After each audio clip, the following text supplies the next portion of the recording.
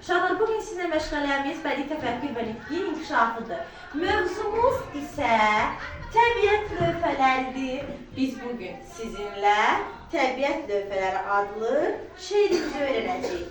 İsmail İmanzadədən Təbiət Lövhələri şeiri. Görürsünüz, burada gözəl mənzərəmiz var, təbiət mənzərəmiz var. Qəşəng günəşimiz, buludumuz və qaranquşumuz, kəpənəklərimiz, güllər, otlar, ağaclar, güllər, çiçəklər, bunlar hamısı nəyə aiddir? Təbiətə aiddir. Bunlar təbiətin lövhələridir.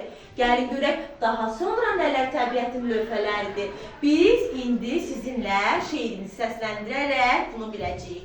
Gəlin şeirimizi birlikdə səsləndirək. Təbiət lövhələri. Küləyə bax, küləyə. Küləyə bax, küləyə. Az qalır ki bayırda. Az qalır ki bayırda. Quzu kimi mələyə. Quzu kimi mələyə.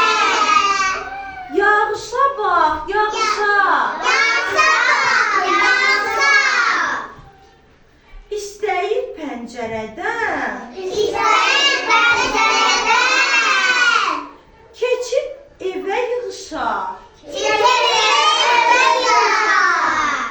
Şaxtaya bax, şaxtaya. Şaxtaya bax, şaxtaya. Bu gecə gizli-gizli Bu gecə gizli-gizli. naxış vurub taxtaya. Şimşəyə bax, şimşəyə. Pay verməyib odundan. İndirək kimsəyə.